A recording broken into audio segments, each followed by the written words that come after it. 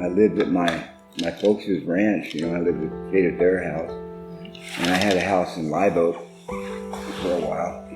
And in Sutter, I lived in Sutter also for a while. And that house was condemned. No heat, electricity was arcing and sparking, just dangerous, Hot water heater was ruined. The stove, because it had a pellet stove and a wood stove, and neither one of them worked. I figured they'd burn down the house, so I never used them. No, I wasn't paying rent until they put the heat in the house, because I was watching my girlfriend's little boy was getting ready for school, and I could see his breath, and he's shivering. And I said, that's it, that's enough. I'm not going to put up with that no more. If I'm going to be cold, I can be cold outside, But they wouldn't fix it, and we went to court. And, well, they had a good lawyer. I had a crummy lawyer, and so I was evicted at the time and had to leave. Yeah, I had my Social Security, and I had a girlfriend then, and we shared expenses, and I made money every day recycling. Well, it wasn't long after the money ran out. We had a little bit of money saved up. We'd hotel it, as much as we could. But it got so expensive that we couldn't afford that, Motels every day are way too much. So I went to the river.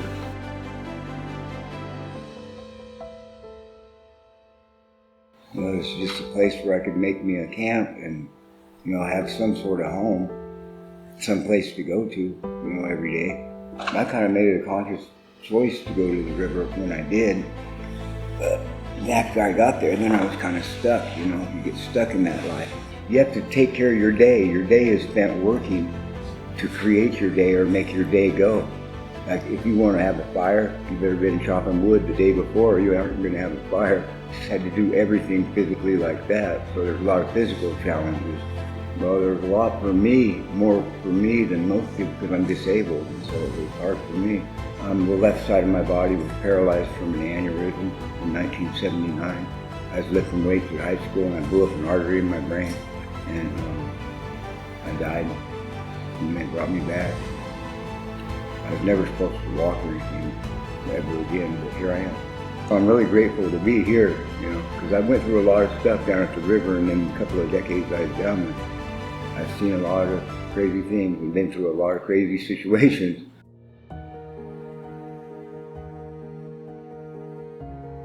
Yeah, when I drove my bike into a sinkhole down there, 18-foot sinkhole, and I broke my sternum right in half, because I thought it was a puddle. It was at nighttime, and I thought it was a puddle, and so I just started pedaling faster, I thought I could just go right through the puddle. I was hoping to go right through the puddle, but the whole bottom fell out from underneath me because it was not a puddle, it was a sinkhole. But my friend, I was walking her home to her place, so she wouldn't have to go alone at night. If she hadn't been there with me, I would probably still be in that hole because nobody would have known I went in there. She ran the rest of the way home to her camp where her and her boyfriend lived, or her husband. And she got him, and then my other neighbors who were camped down there too, and they took care of me. They got me out of the hole, thank God. Well, I ended up going to the hospital because I thought I was bleeding inside, but it was my sternum was snapped in half, worse than broken ribs. You can't take a breath or anything.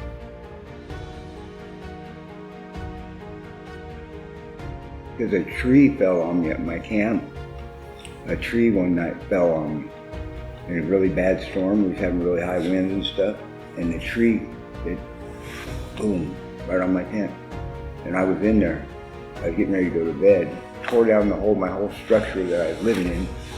And then we were sitting there in the pouring down rain in the monsoon. So I went to Better Way and got in there because I'd been previously trying to get into the Better Way because I was my health was getting too bad to just do my daily duties down there. There was like a waiting thing. You had to get accepted, you had to go through the channels to get in there. But it timed out perfect because I got accepted when the tree fell on me. I got accepted like the day before that to come and check in. I wasn't quite done at my camp yet, cleaning up my camp, my mess there. And so I was about there though, and it was a good thing because that tree fell on me and then it made a wreck of everything, and then I just had to scrap the whole camp because man, I just sat up. I sat up from my pillow, and that tree landed right on my pillow. That's where my head would have been. Yeah, so I went, I think, a day early, and they went ahead and accepted me in, and got me in a shed.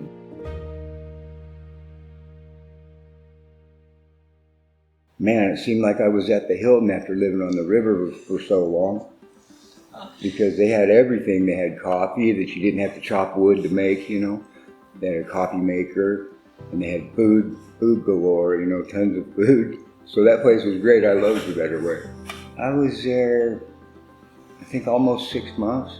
I was trying to get a surgery because my health was still declining at that time, you know, from the hernia mesh stuff that was in me, because it messed up or something after 2 years, and then it just started falling apart. So my stomach was falling apart from the inside out. But for 2.5 years, I couldn't even hardly go through a day without, you know, getting sick, throwing up, or I felt like I was going to throw up for 24 hours a day for 2.5 years.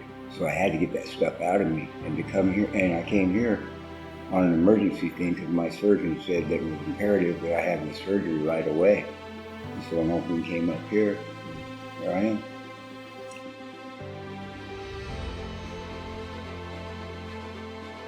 After I got the letter from my doctor, after they got the letter from the surgeon, it was about a week, and they said, okay, we got a spot for you. I wasn't, you know, I didn't know that much about it or anything. I'd heard about it, you know, but I really kind of didn't believe it, you know. It was unbelievable because I hadn't been in a place for, many, many years. It felt good because I had something that was mine, and, you know, some place to be, and it was warm and dry, and a shower and a toilet and everything, you know. It was great. Yeah, the staff's always really helpful. They're nice. They're people.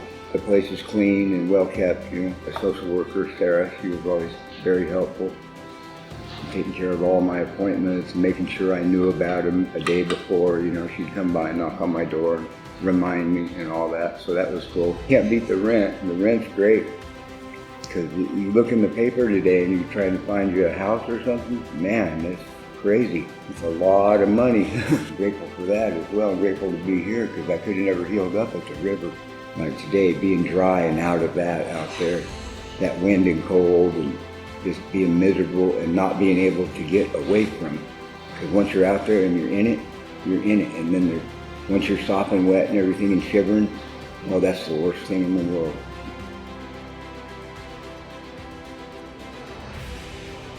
Got me more structured and more programmed, for sure. It's integrating me back into the world again, you could say. Because like I said, I feel like I'm kind of weird when I go to town and stuff now. I get around a lot of people in a crowded store. It makes me nervous. I can hardly do it. I'll walk out of stores sometimes. Just walk out and leave. Not even get nothing that I went there for. When I lived at the river and you was always dirty and stuff, and you know, not well kept, like people they judge you. If you have a backpack and you go into Walmart and they say you're a thief right there because you have a backpack, and you're automatically homeless because you have a backpack. See, I've always had a backpack because I've always been crippled, and it helps me for being crippled because I haven't got 2 hands to work with, so I put my stuff in a backpack. It made it easier for me, but it made me homeless too, even when I didn't even realize it. Because if you got a backpack and you ride a bike, you're homeless. And then you're a thief, and then you're a drug addict or a drunk or whatever they put on you. That still doesn't make you a bad person.